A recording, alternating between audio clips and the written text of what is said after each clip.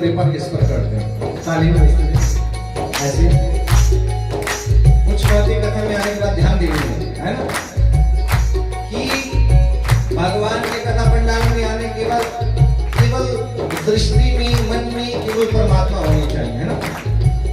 और भगवान की कथा में आए तो यहाँ भी कुछ काम होते हैं, वो करने चाहिए। तो पहला काम कौन सा है? हाथ धो दीजिए। क्यों?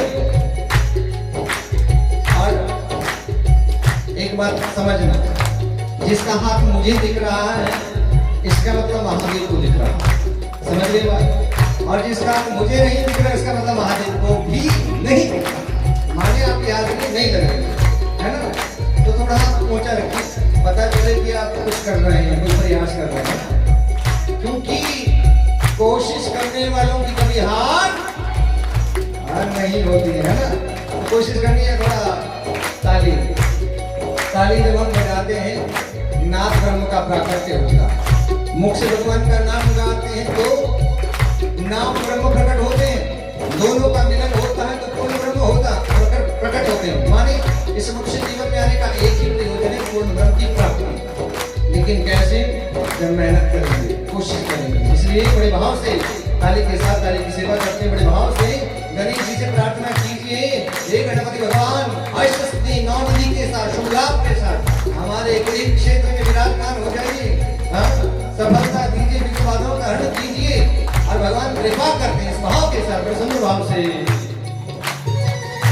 हरि बोल।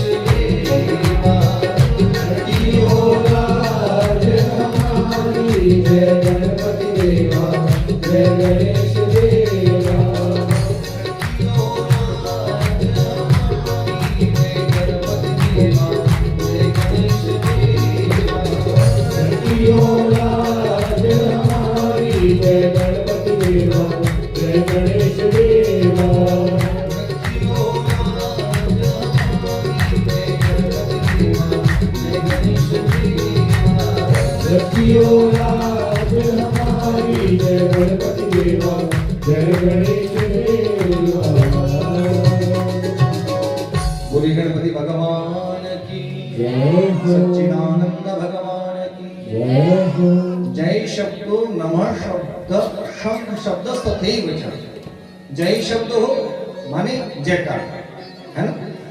तो जयकारा ऐसा कि भगवान जगन्नाथ जी के चरणों तक, यहाँ जगन्नाथपुरी तक, हाँ जाएगा कि नहीं जाएगा? जगन्नाथ भगवान की पहुंच गए। बोली बोल भद्र भगवान की, सुभद्रा मैया की।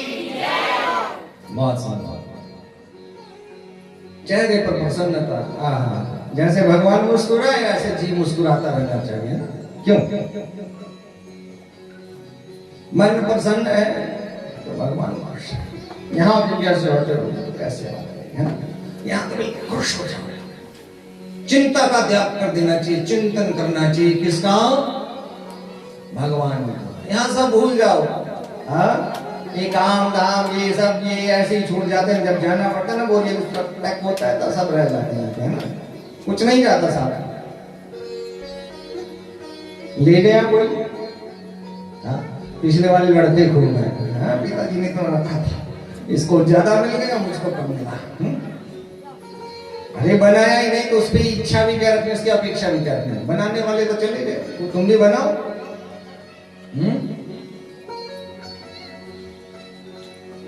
ऐसे देवों के देव महादेव की दिव्य कथा हो रही है। शंकर भगवान की बम बम बम बम बम बम, बोले शंकर भगवान की।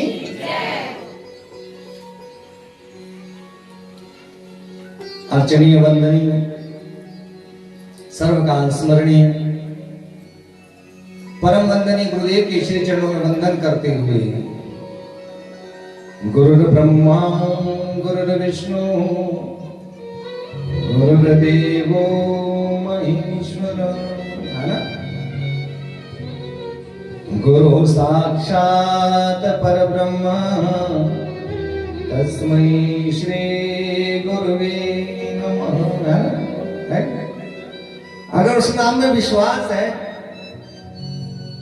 तुम्हारे वो दिव्य अनुकंपा ही है ना। हमको भी अगर ये सौभाग्य मिला तो उनकी कृपा के बिना वो भी कुछ नहीं है। यदि परमात्मा का दिव्य दर्शन आपको होता है, जीवन में भगवान का सामीप्य प्राप्त कर लेते हैं, तो कोई दिखाने वाला, रास्ता दिखाने वाला था तो आप वहां पहुंच पाए। ऐसे संभव नहीं है कि संभव है? हाँ, शब्दों को समझने का प्रयास करना गुरु विश्वास है, गुरु निष्ठा है, गुरु समर्पण है, गुरु नाम है। ये शरीर तो नश्वर है। कोई शरीर में गुरु का दर्शन करता है कि सामने बैठे तो हमारे गुरुदेव है, ऐसे देखते हो ना। लेकिन क्या जाने के बाद अगर गुरुदेव इस संसार से चले जाए तो क्या मानोगे? गुरुदेव नहीं गए, चले गए। अरे नहीं नहीं, वो तो सदैव आपके विचारों में, आपके उसमें नाम में, उस कृपा में आपके साथ हैं। वो कहीं ना आते हैं ना कहीं जाते हैं। आपने उनकी आज्ञा का अनुसरण किया, उनके अनुसार जीवन को जिया, तो सदैव वो आपके साथ चलते और आपको उस चरम तक पहुंचाते हैं जहां जीव को दिन जाना है। बोल गुरु महाराज की मंगलम भगवान विष्णु मंगलम गरुड़ध्वज, जिनका नाम ही मंगल है, अमंगलों का हरण करने वाले हैं। ऐसे नारायण भगवान सच्चिदानंद नाम रूप अनेक है। अच्छा एक बात बताओ, ब्रह्म कितने हैं, परमात्मा कितने हैं? कोई कहता है शिव जी भगवान अलग है, विष्णु जी अलग है, ये अलग अलग है। सब ना थे ब्रह्मा ना थे विष्णु ना थे मनसा माया, एक ज्योत निरंजन की थी 36 जुग भरताई। एक ज्योत निरंजन की थी 36 जुग भरताई। ज्योति का वर्णन हुआ है ना। तो आज महादेव की कथा में आप जानेंगे कि भगवान का निराकार रूप कौन सा है। ये शिवरात्रि क्यों मनाई जाती है, भगवान का प्रकट हुए और किस रूप में प्रकट हुए, ये जो शिवलिंग की पूजा होती है वो कौन है, आप जानेंगे कथा से। रहस्य को गहराई से समझने का प्रयास करना। ऐसे भगवान सच्चिदानंद के श्री चरणों में वंदन करते हुए, जगत के नाथ कौन? जगन्नाथ। बोले जगन्नाथ भगवान की।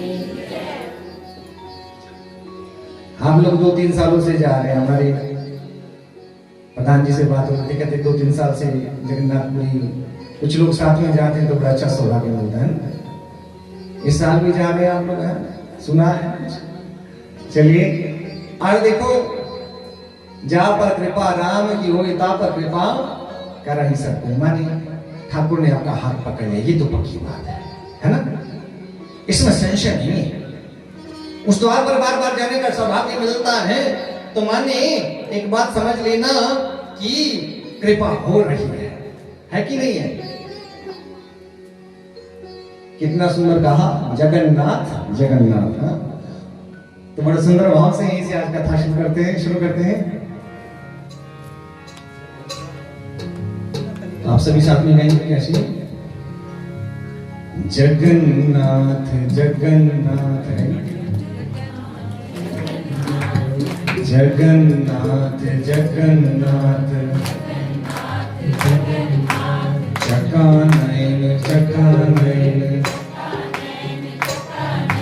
जगन्नाथ जगन्नाथ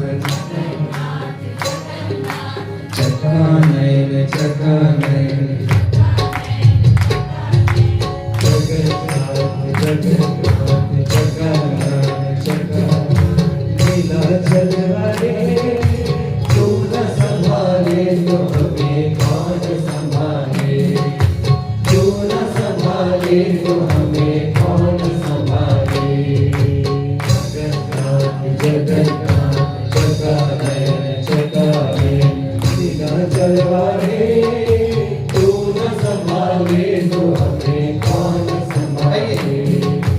तू न संभाले तो हमें कौन संभाले।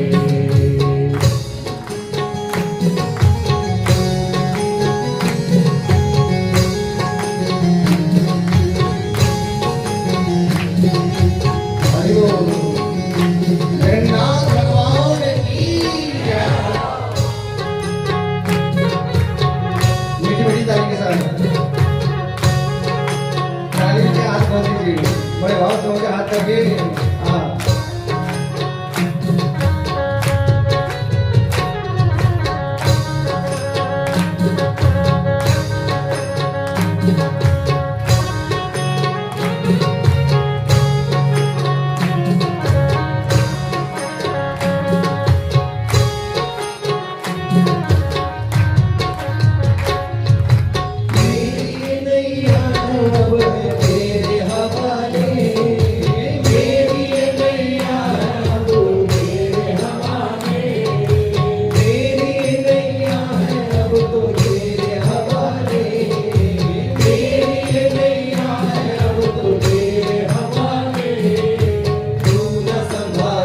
तो हमें कौन संभाले, तू न संभाले तो हमें कौन संभाले। जगन्नाथ जगन्नाथ जटाने जटाने नीलाचल वाले, तू न संभाले तो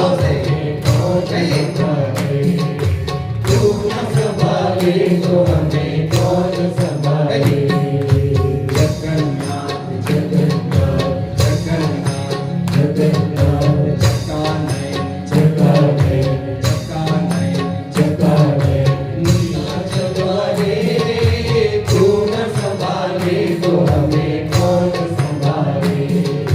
तू न संभाले तो हमें कौन संभाले।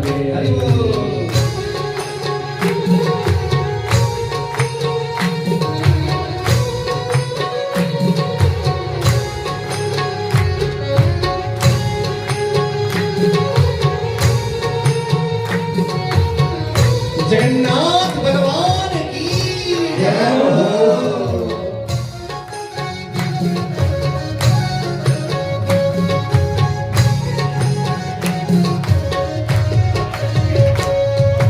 तुझे छोड़ जाऊं मैं किसके सहारे, तुझे छोड़ जाऊं मैं किसके सहारे।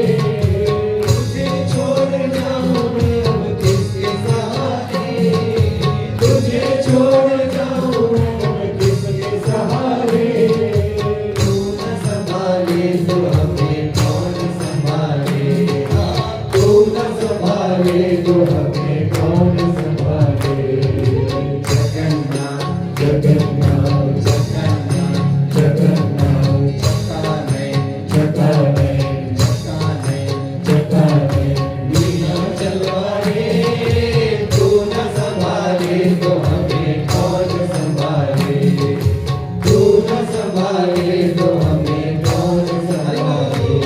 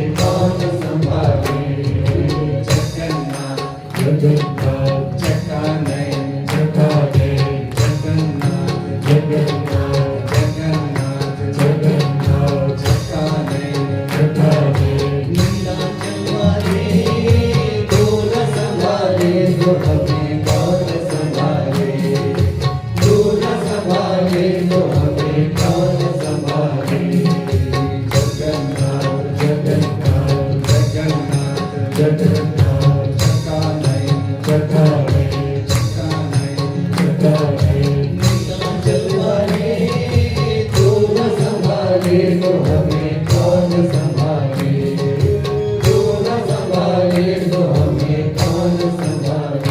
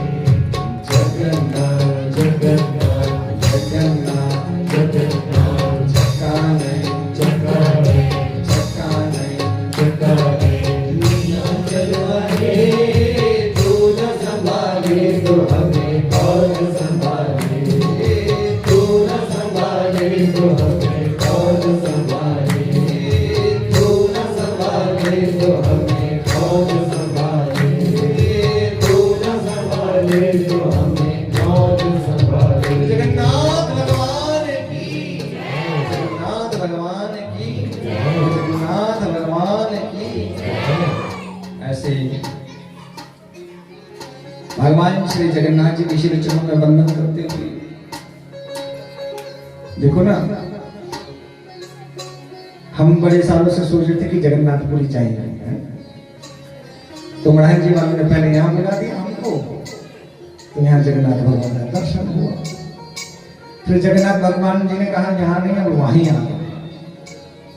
तो फिर यहाँ से जगन्नाथपुरी भी चले गए, ठाकुर जी का दर्शन हुआ और अब आप भी जा रहे हैं। सच्चिदानंद भगवान की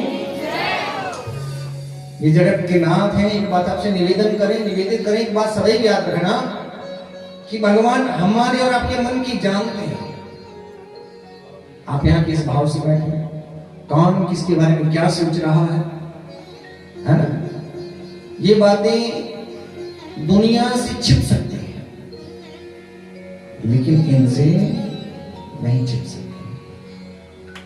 इसलिए चित्त को, मन को एकाग्र करते हुए भगवान की चरणों में शरणागति लेते हुए हम पर कृपा करें। हम ऐसे देवालय में प्रतिष्ठापित 33 कोटि देवी देवताओं को वंदन करते हुए मां भगवती, मां जगदम्बा, अम्बा, पराम्बा, मां शक्ति, राज राजेश्वरी के श्री चरणों में वंदन करते हुए और साक्षात शिव स्वरूप तेने मांग में मूर्ति, ये शिव पुराण जो है ये साक्षात भगवान महादेव का स्वरूप है। ये ग्रंथ साक्षात अपने आप में भगवान का स्वरूप है। व्यासपीठ से निकलने वाला एक एक शब्द साक्षात शिव है। जितनी देर आप पुराण का दर्शन करते हैं, भगवान की कथाओं का रसपान करते हैं, तो माने कि भगवान शिव के दर्शन और कृपा को आप प्राप्त कर रहे हैं। शंकर भगवान ऐसे देवों के देव महादेव के श्री चरणों में वंदन करते हुए और उपस्थित विद्वत समाज, हमारे प्रिय, देखो पिछले वर्ष मिलना हुआ था सबसे, तो इस वर्ष पे पुनः मिलना हो गया है ना। सत्संग मिलाता है, ये तो स्पष्ट है। और एक बात और कही, ये कथा आज नहीं हो रही कि आज ये कथा हो रही है, यह हम आप सत्संग में बैठे आज का पुण्य नहीं है, है? भाग्योदयेन बहुजन्म समर्जितेन बहुत जन्मों का पुण्य है। हमारा पहले भी मिले होंगे। ये तो यहाँ चेहरे बदल गए, रूप बदल गए, ये जीवात्मा तो वही है जो भ्रमण करती रहती है ना। ऐसे श्री ओम प्रकाश शर्मा जी, क्या बात है, बहुत सुंदर। दिव्य मूर्तियों का दर्शन हो तो कथा सार्थक होती रहती है ना? महिषुर चरना, एक निवेदन करें आपसे कि इस महिषुर चरना माने इस धरती के देवता कौन? ये ब्राह्मण देवता है। इनके चरणों में सब कुछ है। आशीर्वाद मिल गया तो बहुत कुछ हो गया। हर गलती से कहीं गड़बड़ हो गई तो बहुत कुछ बिगड़ भी जाता है? ऐसे श्री विनोद शर्मा जी, और देखो उस चेहरे में ही वो दिव्यता, स्नेह झलकता है। पिछले वर्ष भी स्नेह मिला है तो इस वर्ष भी ऐसा ही ठाकुर जी ने हमको यहाँ मिलाया है। और आचार्य विनोद शर्मा जी बड़े सुंदर भाव से भगवान की पूजा कर रहे हैं। और देखो यहाँ पे बड़ा सुंदर मेल क्या है कि आपके ससुर की, अच्छा अच्छा ठीक, सच्चिदानंद भगवान की। और हमारे अतुल जी जिनके पास नील चक्र है उधर है ना। इस वर्ष में देखो कलश, इस नील चक्र को आप कलश स्थापन मान लीजिए। जैसे जगन्नाथपुरी में है ऐसे ये चक्र यहाँ पे स्थापित होने हैं। ऐसे हमारे आचार्य अतुल शर्मा जी सुंदर कथा वक्ता भी हैं और सुंदर भाव से ठाकुर जी की सेवा में उपस्थित हुए हैं। और हमारे श्री योगेश शर्मा जी और समस्त विप्र और जो यहाँ बैठे हैं बड़े भाव से भगवान की सेवा अर्चना में लगे हैं सभी लोग। और निवेदन करें इस कथा के जो आयोजक हैं जिनका आशीर्वाद सबको है, आप सबको है, कौन है? श्री महंत बलदेव दास जी। ठीक, देखो ना बड़े सुंदर भाव से ठाकुर जी की सेवा करते हैं और उनके चरणों की सेवा करने से आपको प्रसाद मिलता है ना। और ये उनके बच्चे आ गए, बच्चे हैं सभी श्री जगन्नाथ कमेटी जो बड़े हर्ष उल्लास के साथ उनके सानिध्य में बड़े भाव से भगवान के इस कार्य में लगे रहते हैं। समस्त ग्रामवासी, माताएं, हम तो भाई आजकल सोशल मीडिया का समय है ना तो सब दिख जाते हैं। कहाँ फेसबुक पे दिखते हैं, सुंदर फाड़ रहे थे, यहाँ से दिख रहे थे बड़े जोरों शोरों के साथ। एक दिन तो नृत्य हो रहा था रात्रि में। सच्चिदानंद भगवान की, जगन्नाथ भगवान की। तो आइए बड़े सुंदर भाव के साथ आज की कथा में प्रवेश करते हैं। आप हमारे साथ दोहराएंगे कुछ चीजें। शंकर भगवान की द्वादश ज्योतिर्लिंग का एक बार आप स्मरण करेंगे, उसके बाद कथा में प्रवेश करते हैं। मेरे साथ कहें, सौराष्ट्रे सोमनाथश्च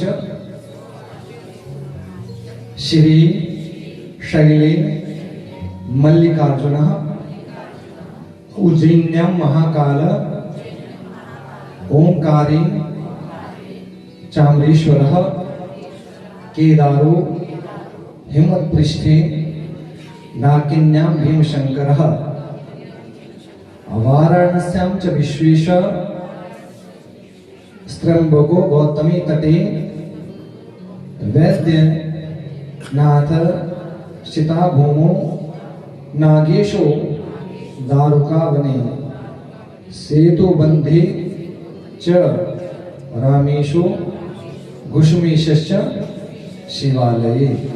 तो शंकर भगवान की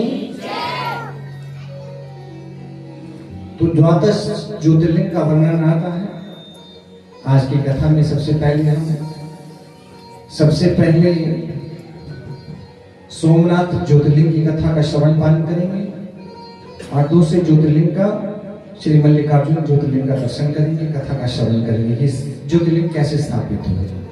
जो बड़ी श्रद्धा के साथ इन ज्योतिर्लिंग की कथा का श्रवण करता है माने उनको भगवान के ज्योतिर्लिंग के दर्शन का, पूजन का पुण्य प्राप्त होता है। महादेव उन जीवों पर कृपा करते हैं। बड़े सुंदर भाव से सबसे पहले ये सोमनाथ ज्योतिर्लिंग कहां पर स्थापित है, किसने स्थापित किए, कैसे स्थापित हुए, को बड़े भाव से सुने। शंकर भगवान की। ये जो सोमनाथ ज्योतिर्लिंग नाम से विश्वविख्यात भगवान शिव का मंदिर है, ये सोमनाथ नामक विश्व प्रसिद्ध स्थल है। ये कहां है? ये मंदिर गुजरात प्रांत के काठियावाड़ क्षेत्र में समुद्र के किनारे स्थित है। पहले इस क्षेत्र को प्रभास क्षेत्र किसी नाम से जाना जाता था। यही भगवान श्री कृष्ण ने जलनाम के व्याध के बाण को निमित्त बनाकर अपनी लीला को पूरा किया था। भगवान के चरण में बाण लगा था ना, तो यही वो स्थान था जहां पे भगवान ने लीलाओं को संपन्न किया था। दक्ष प्रजापति की 27 कन्याएं थी। उन सभी का विवाह चंद्र देवता के साथ हुआ था, किंतु चंद्रमा का समस्त अनुराग उनमें से केवल एक रोहिणी के प्रति रहता था, एक पत्नी के प्रति था। उनके इस कार्य से दक्ष प्रजापति के अन्य जो कन्याएं थी वो बहुत कष्ट में रहती थी। उन्होंने अपनी व्यथा कथा अपने पिता को सुनाई। जब बेटियों को कष्ट होता तो किसके पास अपनी बात कहती है? माता पिता के पास। दक्ष प्रजापति ने इसके लिए चंद्रदेव को बहुत प्रकार से समझाया, किंतु रोहिणी के वशीभूत होने के कारण चंद्रदेव ने किसी की बात को नहीं सुना। अंततः दक्ष ने क्रुद्ध होकर उन्हें क्षय होने का शाप दिया कि तुम क्षय हो जाओगे। इस शाप के कारण चंद्रदेव तत्काल क्षयग्रस्त हो गए। उनके क्षयग्रस्त होने से पृथ्वी पर सुधा, शीतलता, वर्षण का उनका सारा कार्य रुक गया। जो चंद्रमा के काम थे अवरुद्ध हो गए। चारों ओर त्राही त्राही मच गई, क्योंकि इस संसार में किसी का कोई ना कोई कार्य है, यदि वो काम करना छोड़ दे तो माने एक समझ लेना कि एक समाज की व्यवस्था बिगड़ जाती है। ऐसे ही चंद्र देवता का कार्य बंद हो गया तो जो सृष्टि का एक चक्र उनके द्वारा चलता है उसमें बाधा उत्पन्न हो गई। चंद्रमा भी बहुत दुखी थे, क्योंकि क्षय होने का उनको शाप लग चुका था। आज उनकी प्रार्थना सुनकर के इंद्र आदि देवता तथा वशिष्ठ आदि ऋषिगण उनके उद्धार के लिए किसके पास पहुंचे? ब्रह्मदेव के पास पहुंचे। हे ब्रह्मा जी, ऐसे ऐसे चंद्रमा जी को तो शाप लग गया है, जिस कारण से सारी सृष्टि का जो उनका कार्य था वो अवरुद्ध हो चुका है। तो चंद्रमा सारी बातों को सुनकर ब्रह्मा जी ने कहा, चंद्रमा अपने शाप विमोचन के लिए अन्य देवों के साथ पवित्र प्रभास क्षेत्र में जाकर के मृत्युंजय भगवान की आराधना करी। ब्रह्मा जी ने समझाया कि देवताओं के साथ कहां चंद्रमा पहुंचे? इसी प्रभास क्षेत्र में, और यहां पहुंच करके किसकी? मृत्युंजय माने देवों के देव महादेव भगवान की उपासना करें तो उनकी कृपा से अवश्य ही उनका ये शाप नष्ट हो जाएगा। जिनको शाप लगा हुआ है उससे वो मुक्त हो जाएंगे, रोग मुक्त हो जाएंगे। उनके कथनानुसार चंद्रदेव ने मृत्युंजय भगवान की आराधना का सारा कार्य पूरा किया। उन्होंने घोर तपस्या करते हुए 10 करोड़ मृत्युंजय मंत्र का जप किया। ये जो महामृत्युंजय करवाते हैं ना, हमसे भी कष्ट आ गया महामृत्युंजय, ऐसे चंद्रमा ने 10 करोड़ संख्या में उस जप का पाठ किया। इससे प्रसन्न होकर मृत्युंजय भगवान शिव ने उन्हें अमरत्व का वरदान दे दिया। भगवान शिव प्रसन्न हुए तो वरदान दे दिया कि अमर हो जाओ। उन्होंने कहा, चंद्रदेव तुम शोक न करो, मेरे वर से तुम्हारा शाप मोचन तो होगा ही, साथ ही साथ प्रजापति दक्ष के वचनों की रक्षा भी हो जाएगी। जो दक्ष ने कहा है उसकी भी रक्षा होगी। कैसे? कि कृष्ण पक्ष में प्रतिदिन तुम्हारी एक एक कला क्षीण होती रहेगी और शुक्ल पक्ष में एक एक कला बढ़ती रहेगी। तो आपके ससुर का श्राप भी यथावत बना रहेगा और मेरी कृपा से तुम्हारा श्राप भी मुक्त हो जाएगा। तो आपने देखा होगा ना कि ये जो पक्ष आते हैं ना, दो पक्ष, कृष्ण पक्ष और शुक्ल पक्ष, उस पक्ष में एक पक्ष में चंद्रमा घटते हैं और एक पक्ष में बढ़ते रहते हैं। कृष्ण पक्ष में प्रतिपदा से अमावस तक क्षीण हो जाते हैं, क्षय हो जाते हैं, और अमावस से फिर प्रतिपदा आगे शुक्ल पक्ष की प्रतिपदा आती है तो पूर्णिमा तक पूर्ण हो जाते हैं ना। आज चंद्रमा को मिलने वाली पितामह ब्रह्मा के इस वरदान से 7 लोगों के प्राणी प्रसन्न हो उठे। सुधाकर चंद्रदेव पुनः 10 दिशाओं में सुधा वर्षण करने लगे। शाप मुक्त होकर चंद्रदेव ने अन्य देवताओं के साथ मिलकर के मृत्युंजय भगवान की प्रार्थना की कि आप पार्वती जी के साथ सदा के लिए प्राणियों के उद्धारणार्थ यहाँ निवास करें। कौन से? उसी प्रभास क्षेत्र में जो गुजरात में स्थान बताया ना, काठियावाड़, कि वहां आप सबके कल्याण के निवास स्थान निवास करें। भगवान से उनकी इस प्रार्थना को स्वीकार करके ज्योतिर्लिंग के रूप में माता पार्वती जी के साथ तभी से वहां विराजमान हो गए। किस रूप में? सोमनाथ के रूप में। शंकर भगवान की। तो ऐसे पावन प्रभास क्षेत्र में स्थित इस सोमनाथ ज्योतिर्लिंग की महिमा महाभारत, श्रीमद् भागवत और स्कंद आदि पुराणों में विस्तार से बताई गई है। चंद्रमा का एक नाम सोम भी है, इसीलिए भगवान शिव की आराधना करी तो यहाँ नाम पड़ा सोमनाथ। शंकर भगवान की। जो लोग सोमनाथ ज्योतिर्लिंग का दर्शन करते हैं, वहां जाकर के उनका पूजन करते हैं, देवों के देव मृत्युंजय महादेव जीवन में आने वाले संकट को तो दूर करते ही हैं, है ना। और महादेव की कृपा से जीव के जीवन में सुख सौख्यता प्राप्त होती है। ऐसे आप प्रथम ज्योतिर्लिंग का दर्शन करके इस कथा को सुनने के बाद उस पुण्य को प्राप्त करते हैं। शंकर भगवान। दूसरा ज्योतिर्लिंग कौन सा है? श्री मल्लिकार्जुन। ये मल्लिकार्जुन स्थापित हुए क्यों और कैसे? जनमानस पर कृपा करी। और एक शास्त्र की बात बड़ी स्पष्ट सी है, चाहे वो कोई भी ग्रंथ हो। अभी आपकी कथाओं में वर्णन आएगा कि जिसने जिस ग्रंथ की कथा को सुनना हो, जब तक उस ग्रंथ की नाम दीक्षा न ली हो उसके महामंत्र से, तब तक वो लोग उस कथा सुनने के अधिकारी ही नहीं होते। ठीक? तो आपको सबसे पहले उस नाम को धारण करना है, जिस नाम को सुनने से और चलते फिरते उठते बैठते उस नाम को आपने अनुसरण करते करते इस कथा का रसपान करना है। तो वो नाम क्या है? आइए बड़े सुंदर भाव के साथ।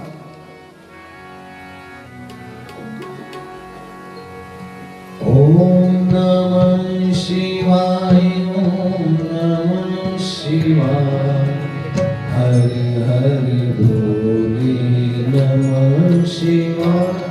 ओम नमः शिवाय, ओम नमः शिवाय, हरि हरि बोले नमः शिवाय। ओम नमः शिवाय, ओम नमः शिवाय, हरि हरि बोले नमः शिवाय। ओम नमः शिवाय, ओम नमः शिवाय, हरि हरि बोले नमः शिवाय। ओम नमः शिवाय, ओम नमः शिवाय, हरि हरि बोले नमः शिवाय।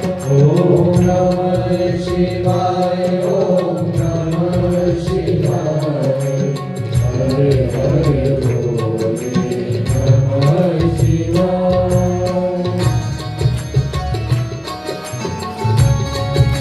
शंकर भगवान की जय हो।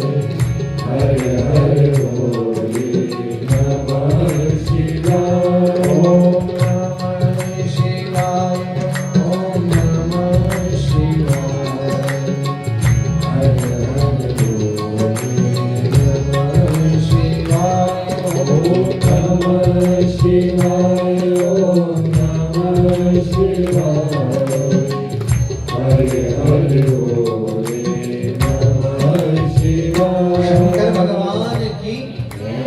आइए दूसरे ज्योतिर्लिंग की कथा का श्रवण करें बड़े सुंदर भाव के साथ। कैसे स्थान स्थापित हुआ, ये ज्योतिर्लिंग कहां पर है? मल्लिकार्जुन नाम से। द्वादश ज्योतिर्लिंग की कथा थी ना, तो 12 ज्योतिर्लिंग है ना, तो आज के दिन 2 कहेंगे, तो फिर रूटीन से 11 दिन को हमारे सब पूरे हो जाएंगे। ठीक है, तो ये ज्योतिर्लिंग आंध्र प्रदेश में एक नदी बहती है जिसका नाम है कृष्णा नदी। उस नदी के तट पर स्थित है। इस पर्वत को दक्षिण का कैलाश कहा जाता है। जैसे हमारा कैलाश है वैसे दक्षिण का भी कैलाश है। महाभारत, शिव पुराण, पद्म पुराण, अन्य ग्रंथों में इनकी महिमा महत्ता का वर्णन किया गया है। पुराणों में इस ज्योतिर्लिंग की कथा जो बताई गई है वो इस प्रकार से, बड़े ध्यान से सुने। एक बार की बात है, भगवान शंकर जी के दोनों पुत्र, कौन? श्री गणेश जी और स्वामी कार्तिकेय, विवाह के लिए आपस में लड़ने लगे। लड़ाई हो गई दोनों भाइयों में। प्रत्येक का आग्रह था कि पहले मेरा विवाह किया जाए। शादी का मसला भी थोड़ा टेढ़ा रहता है। अब भाइयों में लड़ाई होगी तो माता पिता को मुश्किल होगी।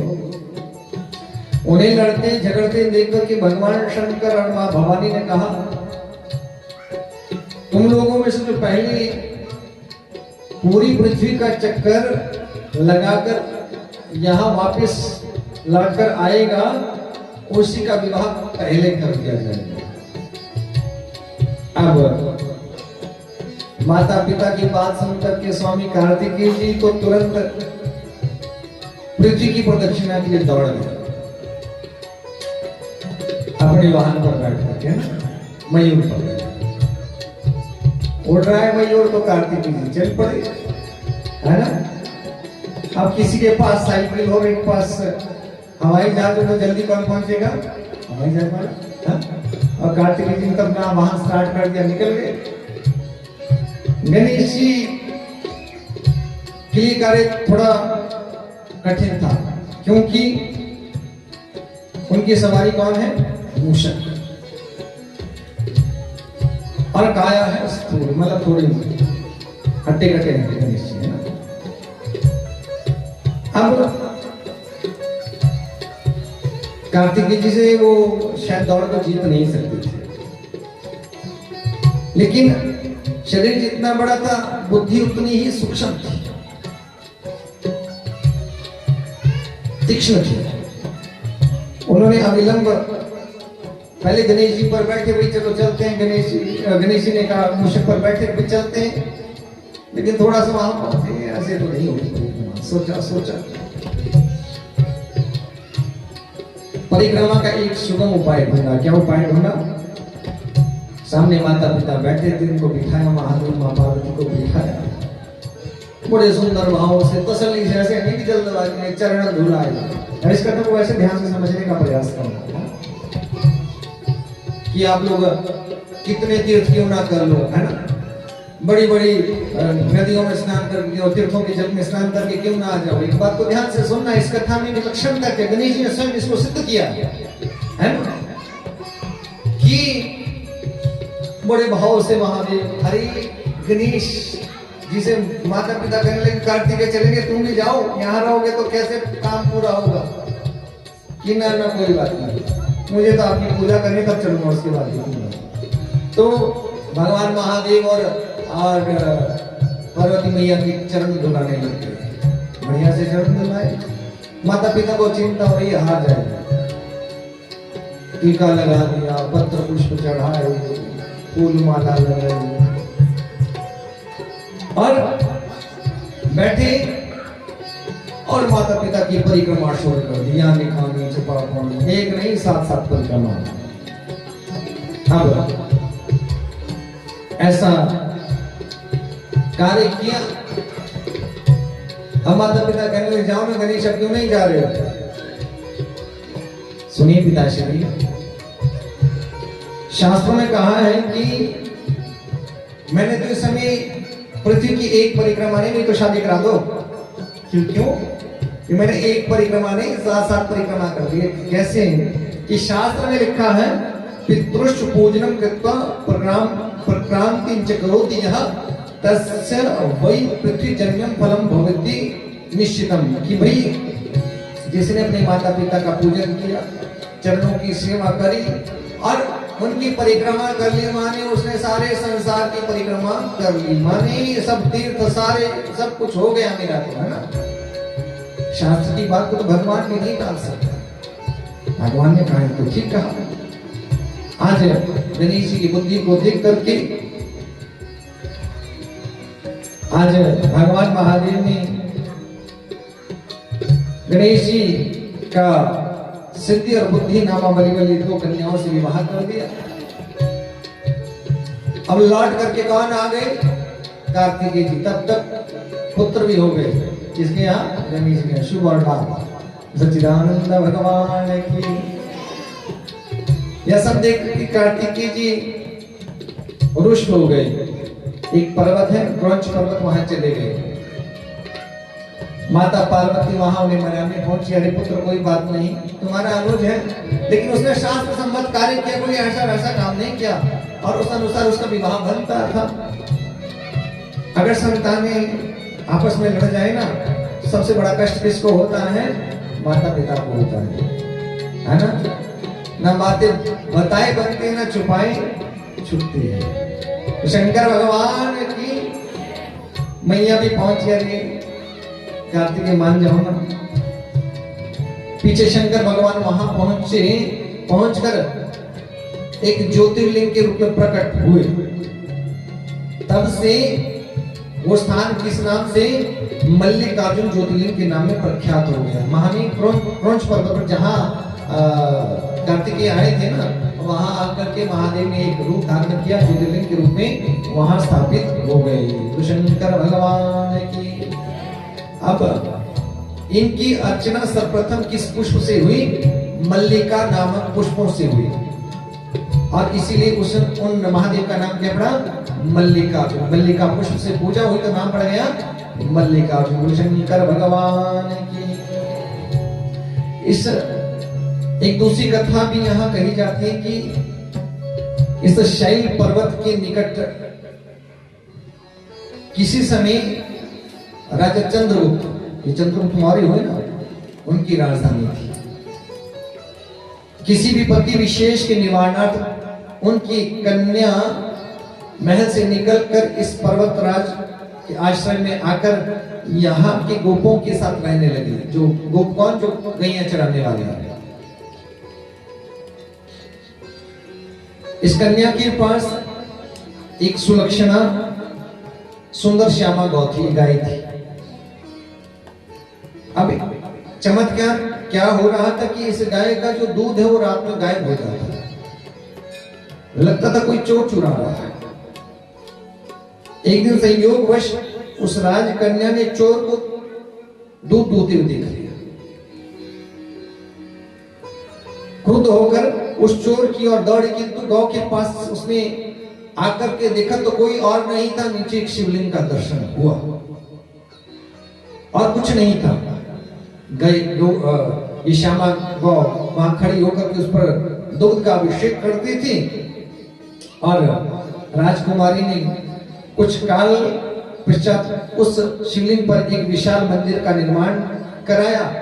यही शिवलिंग मल्लिकार्जुन नाम से प्रसिद्ध हुई। शंकर भगवान की। जो लोग वहां जाकर के और शिव पुराण की कथा में इस कथा को देखिए, हमारे आचार्य ने बड़ा सुंदर शिवलिंग की स्थापना यहाँ की है ना, मृणमय शिवलिंग बनाई है और सुंदर भाव से माने आप इस कथा में भी बैठ करके जैसे जैसे द्वादश ज्योतिर्लिंग की कथाओं को सुनते हैं ना, वैसे वैसे एक बात आप स्पष्ट समझ लेना कि आपको भगवान के द्वादश ज्योतिर्लिंग के दर्शन का पुण्य सबके लिए संभव नहीं है ना। इतने दूर दूर जाना क्या सबके लिए संभव है? नहीं है। लेकिन एक बात और भी कही है कि हर कंकड़ में शंकर है। कहाँ है? हर जगह शंकर है। ये तो मनुष्य का स्वभाव है, नहीं दिख पाता है ना। देवों के देव महादेव हैं, सब पर कृपा करते हैं, इसलिए बड़े भाव से चित्त को महादेव के चरणों में लगा करके भगवान की पावनी कथाओं का रसपान करना चाहिए। ओम नमः शिवाय, ओम नमः शिवाय, हरे हरे बोले नमः शिवाय, ओम नमः शिवाय, ओम नमः शिवाय, हरे हरे बोले नमः शिवाय, ओम नमः शिवाय, ओम नमः शिवाय, हरे हरे बोले नमः शिवाय, ओम नमः शिवाय, ओम नमः शिवाय, हरे हरे बोले नमः शिवाय। गंगाधराय शिव गंगाधराय, हर हर भोले नमः शिवाय। गंगाधराय शिव गंगाधराय, हर हर सभी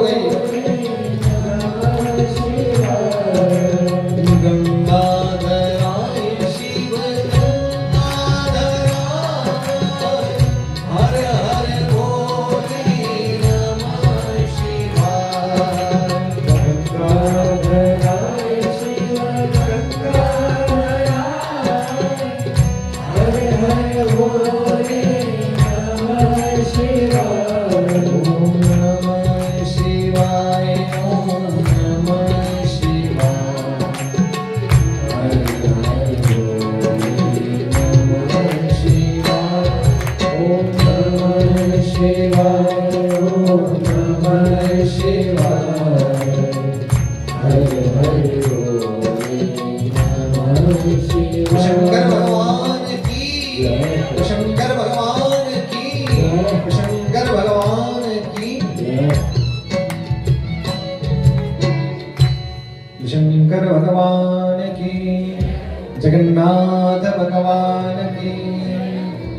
संत समागम हरि कथा, तुलसी दुर्लभ दोई। संत समागम हरि कथा, तुलसी दुर्लभ दोई।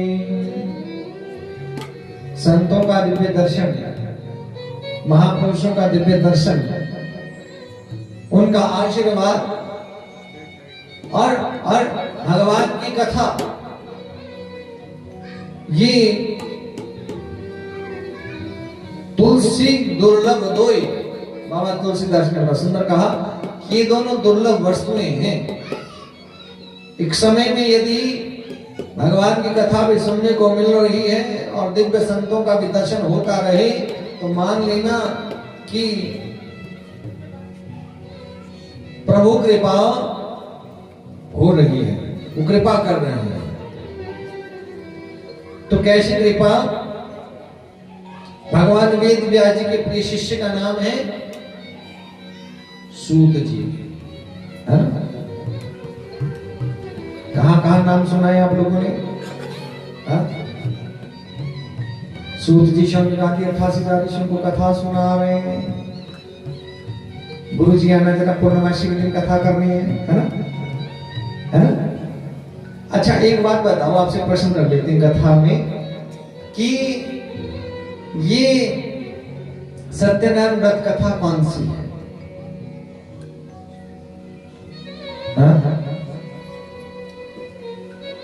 कभी गहराई से सोचा? उस कथा में तो कामेट जिसने व्रत में ये व्रत को खंडित किया, उसके ऊपर जीवन में संकट आया, ऐसा लिखा। इन्होंने ऐसा गड़बड़ करी तो ऐसा ऐसा हुआ है। कहा गया है सत्य नारायण व्रत, क्या है? सत्य नारायण व्रत।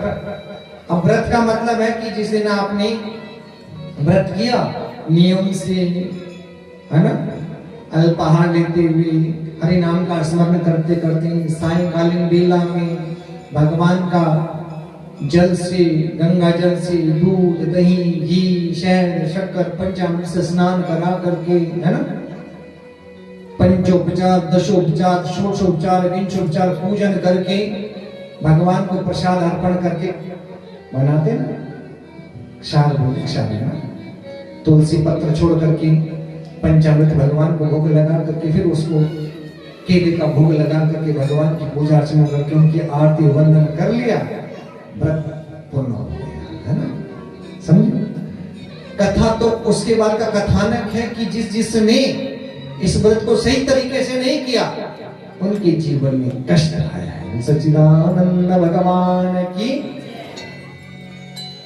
तो ब्राह्मण देवता हमारे घर में आते हैं तो उस समय वो नारायण की पूजा विधिवत कराते हैं, प्रधान पूजा में प्रधान देवता की पूजा कराते हैं, उनका चरणोदक मिलता है, स्नान हुआ, प्रतिमा का जल वो उस पंचामृत में मिश्रित हो जाता है, चरणामृत हो जाता है ना? तब जाकर के जब वो चरणामृत आपको प्रसाद आपको खाने को मिलता है, ग्रहण करने को मिलता है, व्रत आपका सार्थक हो जाता है। व्रत का मतलब क्या है? भूखा रहना है। और फिर व्रत का मतलब क्या होता है? आजकल तो व्रत भी अलग अलग तरह से होते हैं महाराज, कि है ना, कई लोग एकादशी भी करते हैं तो एकादशी में भी करते तो हैं पर करते बहुत प्रकार से, आटा बहुत सारा आता है ना, पकौड़े बनती है, कोई खीर बनती है महाराज, ऐसे व्रत है। एकादशी में जो एकादशी करते हैं, ऐसे तो जगन्नाथ जी के भगवान की यहाँ एकादशी है ही नहीं, है ना, यहाँ तो गायब एकादशी। तो एकादशी का नियम इतना है, अगर आप चाहें तो केवल जल मात्र सेवन कर सकते हैं, वो भी बहुत आवश्यक है। क्योंकि श्रीमद् भागवत में अमरीश चरित्र आता है। अमरीश चरित्र में जब दुर्वासा जी आए तो दुर्वासा जी ने कहा आपका अतिथि आए तो भोजन कर लीजिए ना। नहीं मैं स्नान करके आता हूँ, दुर्वासा ने कहा, पर मुझसे पहले भोजन मत करना, द्वादशी घड़ी पर रह गई थी, एकादशी का व्रत द्वादशी में बोलता है। अब राजा सोचे कि अब मैं कैसे व्रत खोलूं, मेरे अतिथि नहीं आए, अतिथि से पहले व्रत खोलूंगा तो पाप लगेगा, तो ऐसा कार्य करता हूं कि व्रत खुल भी जाए नाम भी खुले। तो हाथ में उन्होंने जल लिया, गंगा जल लिया, तुलसी का पत्ता डाला और उसको पी गए, तो व्रत खुलना भी हो गया, नहीं भी हो गया। तो ये कथा यहाँ सिद्ध, ये कथानक ये सिद्ध करता है कि ये व्रत निराहार है, मतलब जिस एकादशी में अन्न बिल्कुल त्याज्य हो जाता है। अगर वही शाम को खीर है? वो कुट्टू के आटे की पूरी, अब तो बहुत सारी चीजें बन जाती है, सच्चिदानंद भगवान की। लेकिन मेरा मानना एक जगह और थोड़ा सा अलग हो जाता है कि व्रत का मतलब भूखा रहना नहीं है। व्रत का मतलब जिस दिन व्रत करो उस दिन एक सत्य धारण करो, जीवन एक संकल्प करो, हम सत्य बोलेंगे, हम किसी का बुरा नहीं करेंगे, हम अच्छा कार्य करेंगे, हम दान करेंगे, हम नाम लेंगे। अगर आपने कोई संकल्प धारण किया, उस व्रत में कोई नियम पालन मान लिया कि अब जीवन में हम इसको धारण करेंगे, माने आपने व्रत धारण कर लिया और उस व्रत को आपने जीवन में मतलब ग्रहण कर लिया, उसको जीवन में अपना लिया, तो माने आपका व्रत सार्थक होगा। सच्चिदानंद भगवान की। व्रत जीवन के लिए एक नियम है। ऐसे वेद व्यास जी के प्रिय शिष्य हैं सूत जी। आज शौनक जी सूत जी से कहने लगे कि सूत जी, हे गुरुवर सुनिए ना, सच्चिदानंद भगवान की। हे सूत महाप्राज्ञ सर्व सिद्धांत वित प्रभो। हे सूत महाप्राज्ञ सर्व सिद्धांत वित प्रभो। आख्यायिन कथा सारम पुराणानाम विशेषतः। बड़े भाव से ये कथा को सुनिए। हे सूची, हे सर्व सिद्धांत वेता प्रभु, आप मुझे विशेष रूप से पुराणों के कथा का सार सुनाइए। ये पुराण जितने भी इनका सार क्या है, सब पुराणों का सार बताइए ना। ऐसा कौन सा ग्रंथ है जिससे ज्ञान वैराग्य सहित उस भक्ति के द्वारा किस प्रकार विवेक की बुद्धि होती है और सज्जन लोग किस प्रकार स्विकार विनाशश्च सज्जने क्रियते कथम, अपने विकारों से पीछा छुड़ाते हैं। विकार क्या है जीव के जीवन में? काम, क्रोध, लोभ, मोह, अहंकार। जानते सभी है? जानते कि नहीं जानते? कहीं ना कहीं जीव के जीवन के ये पाप है। कोई जीव अगर मन से कहीं कोई पाप कर रहा है, बात सुनिए,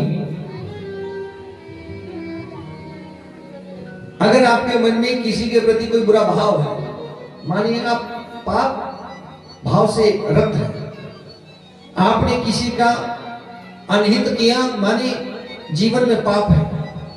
आप किसी से ईर्ष्या कर रहे हैं तो माने आपके जीवन में पाप है कि नहीं? किसी की वस्तु कोई हरण कर दी, माने आपके जीवन में पाप है। इसलिए गुरुदेव कृपा करो ना, ऐसा कोई उपाय बताओ जिससे इन पंच विकारों का निवारण हो सके। जीवाचा सुरतां प्राप्तः प्रायो घोरे कलाव्यः तस्य संशोधने की ये विद्यते परमायनम। हे गुरुवर, इस घोर कलयुग में जीव असुर भाव का हो गया है। धीरे धीरे आप देख रहे होंगे संसार में दया भाव कहीं ना कहीं लुप्त होता जा रहा है। दया कोई किसी पर कर नहीं सकता है। किसी से बैर हो जाए तो क्षमा हम एक दूसरे को कर नहीं सकते। किसी ने क्षमा किया, किसी से लड़ाई हुई हो आपकी और आपने उसको क्षमा कर दिया जल्दी जल्दी, नहीं मर जाएंगे, इसके घर नहीं जाएंगे, वो कहेगा हम इसके घर नहीं जाएंगे, रोटी नहीं खाएंगे, है कि नहीं? क्षमा बड़न को चाहिए, छोटन को उत्पात। क्षमाशील कौन है? बड़ा कौन है? जो क्षमाशील है ना? जिसके जीवन में क्षमा ही नहीं, वो बड़ा भी कैसा हो गया? हे गुरुदेव, कलयुग के प्रभाव से जीव असुर भाव के हो गए हैं, पाप कर्म में रत है, किसी का बुरा करने से डरते नहीं। कुछ लोगों का स्वभाव महाराज हम आपके साथ कब मौका मिले देख रहे हैं, बट किस दिन आपको गुरुदेव कोई उपाय बताइए ना, क्योंकि कलयुग के प्रभाव से सत्य सोच तप डूब गए, सब दान दया का नाम नहीं, लगे पेट भरने सब छल झूठ चोर कुछ काम नहीं। सत्य सोच तप डूब गए, सब दान दया का नाम नहीं, लगे पेट भरने सब छल झूठ छोड़ कुछ काम नहीं, है कि नहीं है? सब चक्कर पैसे का है, ऐसे आए या वैसे आए। एक बात को याद रखना, हम आपसे निवेदन करेंगे, इस संसार में सुदामा जी से बड़ा अमीर संसार में कोई नहीं है। क्यों? मनुष्य इस संसार में सबसे अमीर कौन है? जिसके पास चरित्र उत्तम है। क्या है? चरित्र उत्तम है। जिसके पास सत्य का जीवन है, वो इस संसार में पैसा कम हो सकता है, खाने के लिए अन्न कम हो सकता है, रहने खाने की व्यवस्था कम हो सकती है, लेकिन यदि अपनी तुलना आप संसार के लोगों से हमारे जीवन में सत्य है, जीवन में उत्तम चरित्र का जीवन है, तो सबसे, क्योंकि एक बात याद रखना, हम और आप लोग ये जो इधर से उधर करते रहते हैं ना, किसके लिए करते हैं? अपने परिवार के लिए करते हैं। अंगुली माल की कथा तो सब जानते हैं ना, उंगलियां टांग टांग के गले में घूमता रहता था, भाई जो मिले उसको लूट लेता था। संसार के लोगों का भी ऐसा है, कुछ अशुभ भाव, कुछ लोग दिखते हैं, कुछ नहीं दिखते। भैया सीधी बात सुनो ना, कुछ दिख जाते नहीं दिखते। एक अंगुली माल था, स्पष्ट दिखता था भाई, उंगलियां ला ला के गले में लटका के घूम रहा है, तो भाई डाकू है ना। लेकिन कुछ लोग दिखने में ऐसे लगेंगे, अरे ना ना जैसा, पर साधु रूप में रहना है। मनस से कम, वचस से कम, कर्म नहीं कम, महात्मा नाम। जीवन में एक जैसे रहो, अंदर जो है वो बाहर, और जो बाहर है वो अंदर भी वैसे ही रहो। अगर वहां भेद है तो बात बिगड़ जाएगी। किसके लिए सब काम करते हैं? क्यों ना, सबकी इच्छा होती है। हम कहते हैं धन भी होना चाहिए, पैसा भी होना चाहिए, बैकअप भी होना चाहिए, नाम यश कीर्ति भी होनी चाहिए, लेकिन होना चाहिए सत्य कार्य, मेहनत का। किसी की वस्तु पर दृष्टि नहीं होनी चाहिए। आपको पता हुई सत्य की कमाई है, आपको पता मेहनत की कमाई है। जिनके लिए कार्य किया, अपने परिवार के लिए मनुष्य करता है। और जिस चीज में पाप आ गया और वो पाप आपके घर में चला गया, तो समझ लेना वो सबके ऊपर भारी हो जाएगा। सत्य सोच तब डूब गई, सब दान दया का नाम नहीं। लगे पेट भरने, सब छल झूठ छोड़ कुछ काम नहीं। कैसे पैसा आए, मशीनों की सबके पास समय, सुबह शाम को छापा करते, सुबह को काम चलता रहता है। बिकता अन्न घोर कलयुग में, बिकता वेद भाव, इसमें सब जगह बिकाई का काम चल रहा है ना।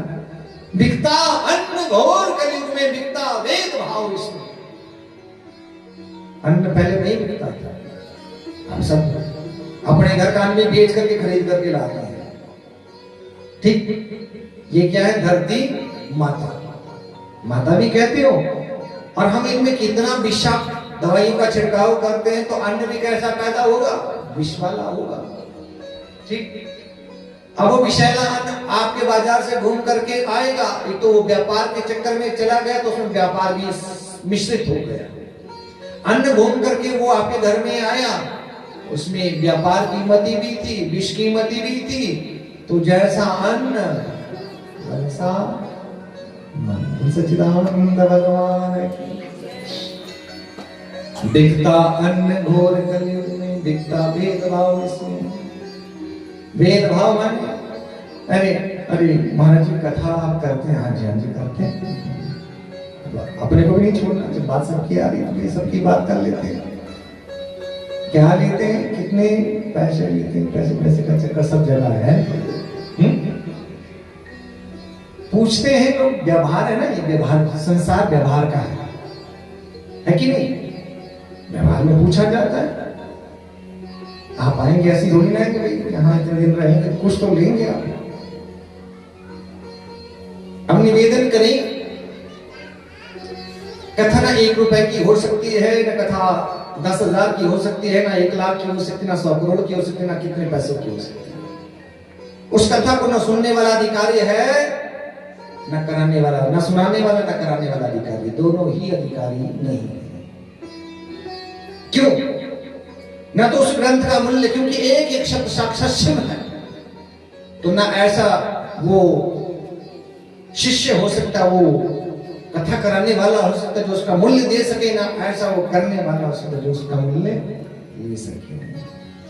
निर्मल मन जन सो मोहि पावा। बस इतनी सी शब्दों में समझ लेना कि निर्मल मन इसका भी होना चाहिए, और निर्मल मन कराने वाला, माने तब वो दोनों उस कथा के सुनने और कराने के अधिकारी हो जाते हैं, है ना।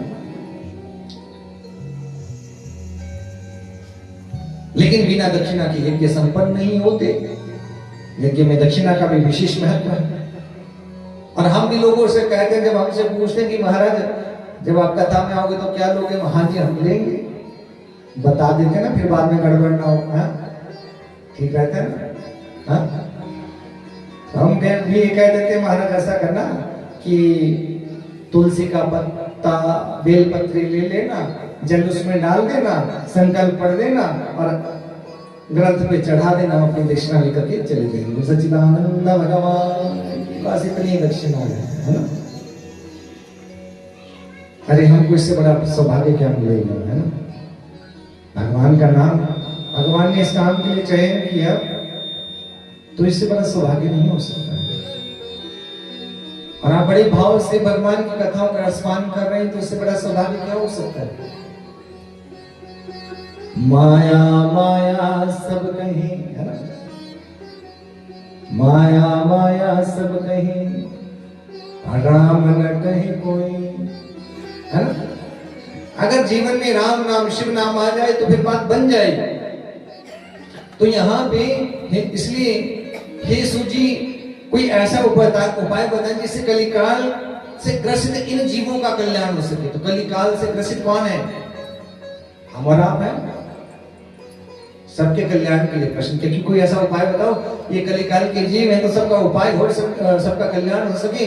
तो उस समय सूजी से कहने लगे सर्व सिद्धांत, सूजी कहने लगे सर्व सिद्धांत निष्पन्नम भक्त्यादिक विवर्धनम शिवतोषकरम दिव्यम श्रोवत्स रसायनम।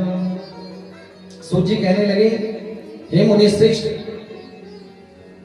मैं अपनी बुद्धि से विचार करके तुमको सर्वोत्तम और शास्त्र सम्मत एक कार्य होता है मनमुखा, एक होता है शास्त्र सम्मत। ध्यान से सुनो, आप शिव मंदिर चले गए, अच्छा मन में आया भगवान शिव पे पानी के लोटे चढ़ा दो 5, मन में आया चलो कुछ आज और लेके चलते हैं, मसूरी चढ़ा देता हूँ, मसूर की दाल, कोई उड़द चढ़ा रहा है, कोई मसूर चढ़ा रहा है, कोई कुछ ला रहा है, चढ़ा क्या कर सकते हैं, है ना?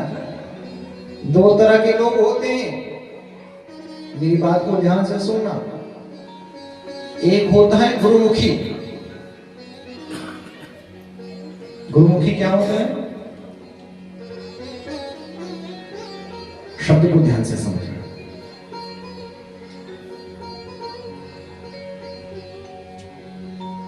गुरु बनने का प्रयास नहीं करना, पहली बात।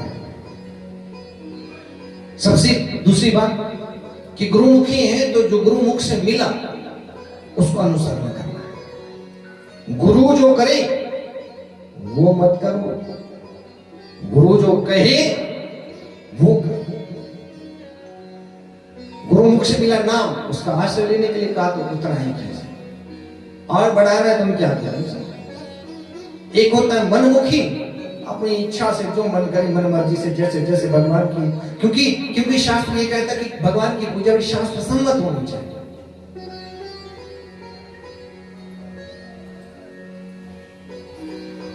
आज सूजी कहने लगे हे मुनि श्रेष्ठ, मैं अपनी बुद्धि से विचार कर सर्वोत्तम शास्त्र सम्मत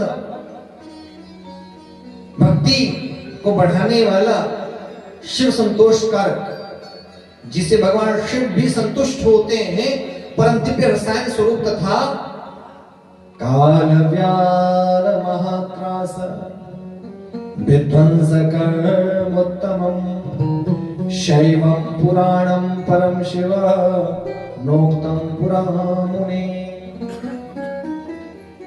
काल रूपी महासर्प के भय को नष्ट करने वाला, काल को सर्प की संज्ञा दी गई है कि उस सर्प के ग्रास होने वाले जो जीव हैं उससे यदि बचना चाहते हैं तो सर्वोत्तम उपाय कहा शिव पुराण, ऋषि महापुराण की।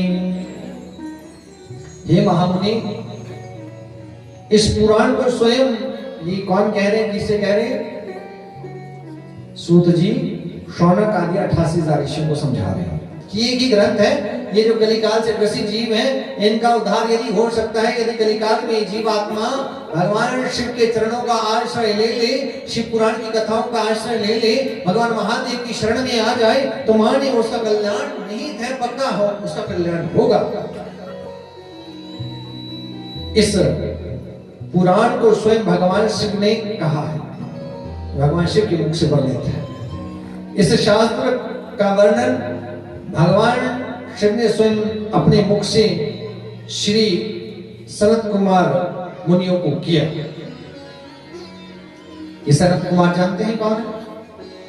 जिस समय ब्रह्मा जी ने सृष्टि, ब्रह्मा जी का प्राकट्य हुआ विष्णु की नाभि से, तो उन्होंने कमल के पुष्प के ऊपर मन से सृष्टि प्रारंभ करी थी। तो उसमें सनकादि ऋषि प्रकट हुए थे, 4 भाई, सनक, सनंदन, सनातन, संत कुमार। तो वहां पे इन्होंने कहा हम 5 वर्ष के रहेंगे, हम इससे बड़ा नहीं होना चाहते। तो ये 5 वर्ष की अवस्था में, अभी बन गया अवस्था, उसी अवस्था में बाल मुक्त रहते हैं। तो इस कथा को भगवान शिव ने अपने श्रीमुख से संत कुमार मुनियों को कहा है। इसलिए इस शिव पुराण में कहा है कि जन्मांतरे भवेत् पुण्यम, जन्मांतरे भवेत् पुण्यम महतस्य सुधीमतः। जिस पुण्यात्मा ने जन्मांतर में बहुत बड़े बड़े पुण्य किए हैं, हमने आपसे कहा था ना अभी, भाग्योदयेन बहु जन्म समर्जितेन, उस महाभाग्यवान को ही शिव में प्रीति होती है, उसी का मन भगवान के चरणों में लग पाता है, जिसने पुण्य अर्जित किए हैं। कोई तो ऐसे भी लोग होंगे ना कि मंदिर देख करके इधर किनारे किनारे से चले जाते होंगे, अरे कोई बात नहीं, बहुत रोज आते हैं यहाँ से, है ना। एक बड़ी गहराई की बात है, इस बात को थोड़ा सा आप समझना। कभी भी आपके मन में ये भाव आ जाए ना कि आप जगन्नाथ मंदिर जी के पास से जा रहे हैं, अरे भी कल तो गए थे, कोई बात नहीं भी गए तो क्या फर्क पड़ेगा, अरे जब यहाँ से जा रहे तो उनका माथा टेक लो, भगवान की प्रणाम करो, वो तो देख रहे हैं ना। माने आपके भाव में भेद है। आप अपने गुरुदेव के घर के पास से जा रहे हो, अच्छा अरे कोई बात नहीं, अगली बार आएंगे तब जाकर के मिलेंगे, क्या फर्क पड़ेगा। लेकिन जहां वो भेद आ गया ना, जहां मन से अलग हो गई, भेद बुद्धि उत्पन्न हो गई, माने आप मार्ग से भटक रहे हैं। भगवान का दर्शन हो रहा है, प्रणाम कीजिए, संभव है, समय है तो जरूर जाकर के माथा टेक लेना चाहिए। पर एक मनुष्य का स्वभाव है ना, दुख में सुमिरन सब करे, दुख में सुमिरन सब करे, सुख में करे न कोई। भगवान तो याद आते हैं जब दुख आता है? भगवान ऐसा क्यों किया? लेकिन निवेदन करें, हमेशा एक से रही, भगवान से मन को लगा करके रखिए। जिस पुण्यात्मा ने जन्मांतर में बहुत बड़े पुण्य किए हैं, उनको भगवान शिव की प्रीति प्राप्त होती है, उनका सामीप्य, उनका दर्शन, कृपा प्राप्त होती है। एतच्चित् पुराणं हि परमं शास्त्रमुत्तमम्। सूत जी शौनकादि ऋषियों से कह रहे हैं कि ये शिव पुराण सब शास्त्रों में उत्तम है, इसे सर्वदा पृथ्वी में शिव रूपं क्षितो ज्ञेयं सेवनीयं च सर्वथा। माने इस पुराण को साक्षात शिव रूप मानना चाहिए। क्या है कि यहाँ आप आओ तो ये मान लेना कि भगवान शिव साक्षात विराजमान है। ऐसा नहीं कि कोई पुस्तक, कोई पोथी, कोई किताब ला करके आपके सामने रख दी गई। आपने बड़ी सुंदर कलश यात्रा की, भगवान का स्वागत किया, मस्तक पर धारण किया, ये सौभाग्य मिल रहा है तो बहुत जन्मों का पुण्य है। पठना श्रवणा तस्य भक्तिमान नरसत्तमा। शिव पुराण का श्रवण, पठना श्रवणा तस्य माने भगवान का पठन करने, शिव पुराण का पठन पढ़ने से, इनका दर्शन करने से श्रेष्ठ पुरुष शिव की भक्ति से युक्त हो जाता है। जिसकी भक्ति करोगे उसके जैसे हो जाते हैं। माने नारायण का पूजन भजन करते रहोगे, मुखमंडल भी वैसा, तेज भी वैसा, जब जाओगे तो चतुर्भुज होकर के जाना होता है इस दुनिया से। भगवान शिव का दर्शन करेंगे तो शिव की भक्ति से युक्त होकर के यहाँ से जाना होता है। राजसूयेन यत्पुण्यं मग्निष्टोम शतेन च तत्पुण्यं लभते शंभो कथा श्रवण मात्रतः। ग्रंथ में स्पष्ट कहा, सैकड़ों राजसूय यज्ञ, अश्वमेध यज्ञ राजसूयेन यत् पुण्यम अग्निष्टोम शतेन च, अग्निष्टोम यज्ञ से जो फल मिलता है, बड़े बड़े यज्ञ मान लीजिए आप, है ना, तत् पुण्यम लभते शंभो कथा श्रवण मात्रतः, वह केवल भगवान श्री कथा श्रवण करने से पुण्य प्राप्त हो जाता है। शंकर भगवान की। इसलिए बड़ी श्रद्धा के साथ, बड़े भाव के साथ इस ग्रंथ का दर्शन करना चाहिए, प्रणाम करना चाहिए। और जय उद्घोष हो, हमने आपसे एक बात कही, जय शब्दो नमः शब्द, शंकर शब्द सदैव च। भगवान की कथा में वही नमः शब्द है ना, नमः नमः, ओम नमः शिवाय, ओम नमः शिवाय, ओम नमः शिवाय, ओम नमः शिवाय, ओम नमः शिवाय, नमः नमः नमः नमः शब्द, जय शब्दो, शंकर भगवान की जय, शंकर भगवान चलते बढ़ते चलते, कोई किसको सुनाना थोड़ी ना, जा रहे जगन्नाथ भगवान की जय, हाँ, ब्रजेश्वर महाराज की जय, जगदम्बा मैया की जय। जय शब्दो, भगवान जयकार किसका, भगवान का। शंकर शब्द सदैव च, और शंख की ध्वनि भगवान के रात इस राजकार्य में जब इतना बड़ा कार्य हो तो भगवान की शंख ध्वनि जगह समय समय होती रहनी चाहिए। तो जगन्नाथ भगवान की, जिससे भगवान शिव के चरणों में भक्ति प्रगाढ़ होती रहती है। पुराण श्रवणम शंभुर्नाम संकीर्तनम तथा कल्पद्रुमा फलम सम्यंगः मनुष्याणां न संशयः। पुराण श्रवणम शंभुर्नाम संकीर्तनम तथा, स्पष्ट कहा कि कथा में, भगवान की कथा श्रवण करने से और भगवान शिव का कीर्तन करने से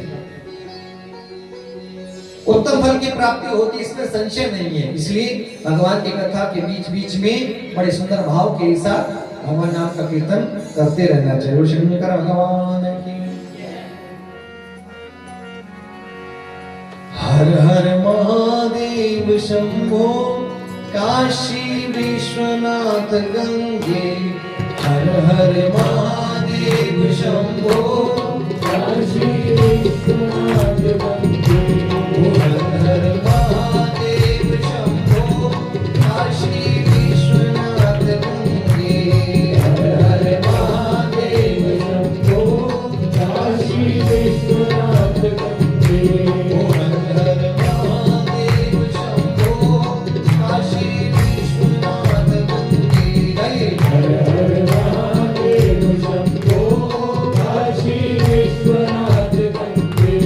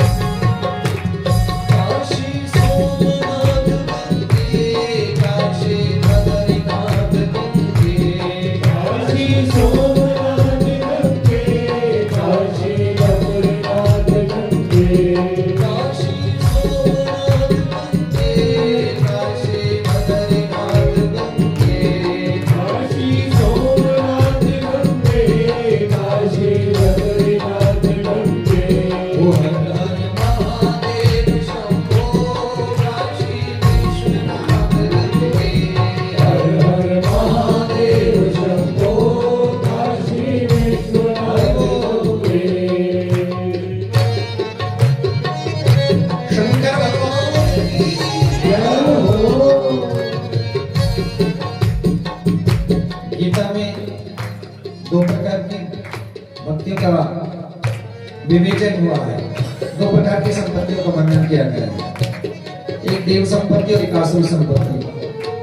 देव संपत्ति क्या है, आसुरी संपत्ति क्या है?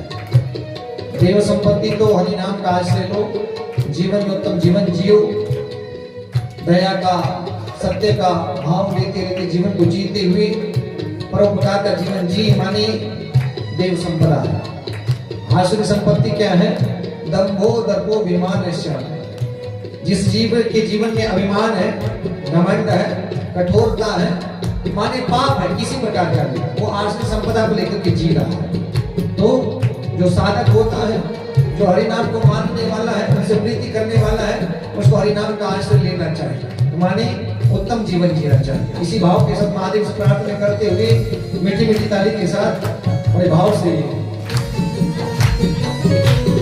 शंकर भगवान की जय हो।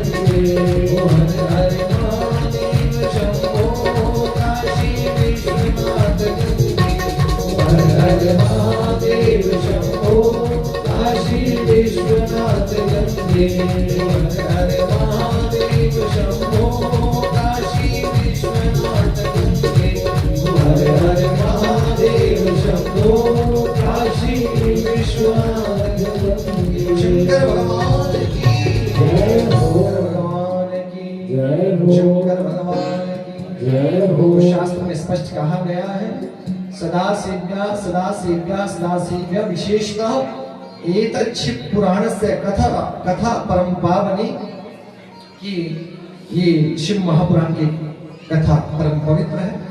बड़े ध्यान से अब कथा को विश्राम कर लेते हैं, कोई बात नहीं, 4 बज गए। तो कल आप ध्यान रखिए, माताएं बहनें सभी ध्यान रखिए, कथा का समय क्या रहेगा 1 बजे से 4 बजे तक, ठीक। इस बार कमेटी वालों ने जो दूर से आने वाले लोग हैं उनके लिए गाड़ी की व्यवस्था रखी है। लेने भी कहीं दूर से आने वाले होंगे तो बाजार से भी ला करके, और जो थोड़े जाने वाले उनके लिए छोड़ने की व्यवस्था रखी है ताकि रात्रि में देरी ना हो। तो कथा का समय 1 बजे से 4 बजे तक रहेगा। आप लोग कितने बजे आएंगे? हाँ, शाबाश। सच्चिदानंद भगवान की कथा में तो जितना जल्द ज्यादा समय भगवान के द्वार पर आकर के बैठने का मिले वो हमारा पुण्य है ना। तो कथा का समय 1 बजे से 4 बजे तक रहेगा। और इस कथा के आयोजक कौन है आप जानते हैं? कौन है कथा कराने वाले? कौन है? हाँ? मन में संशय सबके मन में। अरे आप सभी हैं। सबसे बड़े मुखिया हमारे जो आपके परम पूजनीय आपके श्री महंत भदेव दास जी हैं, इनकी छत्र छाया में इनके आशीर्वाद से सब कार्य चल रहा है। तो आपसे निवेदन करें, कथा कराने वाले तो वो बैठे है ना, वो प्रेरणा देते कराते रहते हैं, है ना। अब उसमें जिम्मेवारी आपको दे दी गई। क्या जिम्मेवारी दी? हम नहीं कह रहे, भगवान शिव कह रहे हैं, जगन्नाथ भगवान कह रहे हैं। क्या कह रहे हैं? आदेश हो रहा है आपसे। आज तो आप एक आए, हाँ, निमंत्रण किया है सबको, आप सबने किया है। तो कल आप 4 को लेके आना। सच्चिदानंद भगवान की, शंकर भगवान की।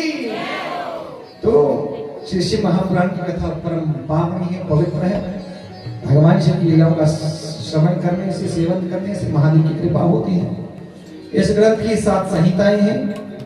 इसमें कुल 24,000 श्लोक हैं। अध्याय 457 है। संहिताएं इस प्रकार है: विद्येश्वर संहिता, रुद्र संहिता, शतरुद्री, कोटिरुद्री, उमा संहिता, कैलाश संहिता और साथ में वायु संहिता वाला ये शिव पुराण महादिव्य है, जो भगवान की इन कथाओं का रसपान करता है। ये कथाएं शुभ गति को देने वाले हैं, जीवन पे बड़े से बड़ा संकट आने वाला उसको टालने वाले हैं। ये मृत्युंजय हैं, ये काल से भी जीव को बचा करके ले आते हैं ना। इसलिए बड़ी श्रद्धा के साथ इनके चरणों का आश्रय लेना। तो इन्हीं शब्दों के साथ आज अपनी वाणी को यहीं विराम देते हैं। कल कथा को ठीक समय प्रारंभ करेंगे। आइए नाम संकीर्तन के साथ फिर आरती होगी। उसके पश्चात जो भोग प्रसाद है समय भाव से ग्रहण करना है।